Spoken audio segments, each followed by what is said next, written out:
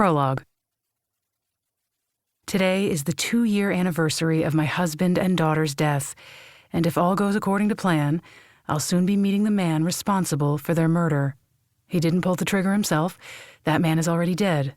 But for this man, my family would be alive today. The fact that they are dead and he is free to live his life is an unacceptable outcome, and I intend to do everything in my power to change it. Chapter 1. It was an unusually warm day for February, so warm I left my coat in the car when I walked up the hill to my husband and daughter's graves. I placed the bright bouquet of Gerber daisies in front of Amelia's headstone. The pink, yellow, and orange flowers seemed more appropriate for a child. I placed the bouquet of white roses on Jonah's grave, then sat down on the grass in front of their headstones. First, I told them about Sophia.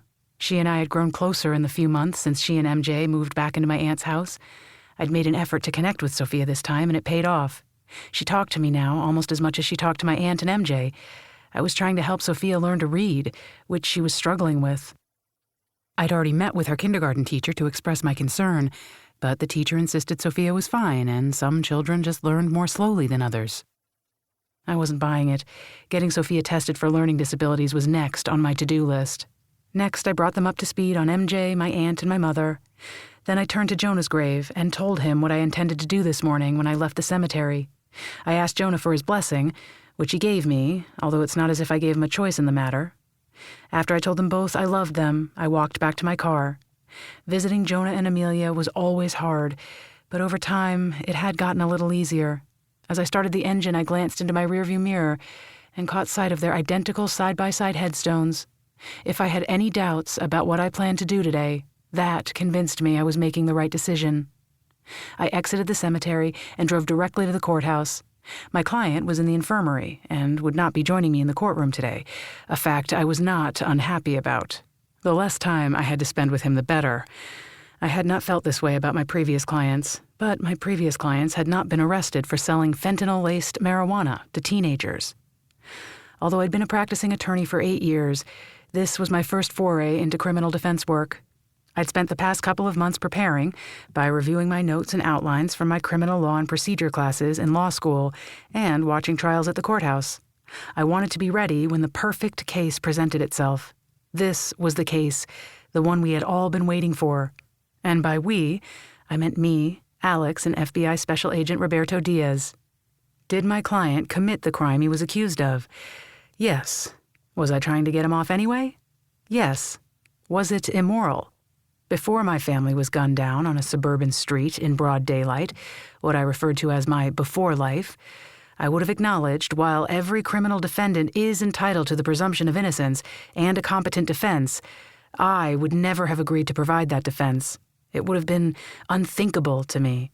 But now, I lived in after, and in after, I'd learned to embrace moral complexity, if not by choice, then by necessity. Helping a low-level drug dealer evade conviction was a price I was willing to pay to get justice for my family. It would be the first of many acts unimaginable before, but in after, it was just another day at the office.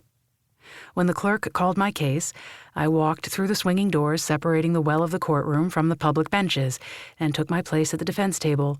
I was fully prepared to argue that my motion to suppress evidence should be granted because it violated my client's Fourth Amendment rights. But the judge had evidently read my brief beforehand because she immediately turned to the assistant district attorney and asked why she shouldn't grant my motion. He tried, but the facts were not on his side, and the judge ruled in my favor. With the evidence from the illegal search excluded, the ADA had nothing left. Neither of us was surprised when the judge granted my motion to dismiss, too. I walked out of the courtroom first, and ADA Nathan Hale followed. I tried not to smile as we shook hands. No one likes an arrogant winner. "Are you new to the area?" he asked, as other lawyers brushed past us in the crowded hallway. "I don't think I've ever seen you before." He may not have seen me, but I'd seen him. I'd sat in on one of his trials last week. Because I was just another spectator in the gallery, he hadn't noticed me. He'd done a good job, I'd thought, which meant the defendant was found guilty. "No," I said, "just new to criminal defense work." ADA Nathan Hale smiled. He came off as friendly and sincere and not at all smarmy, good attributes for a trial attorney. "That explains it. Beginner's luck."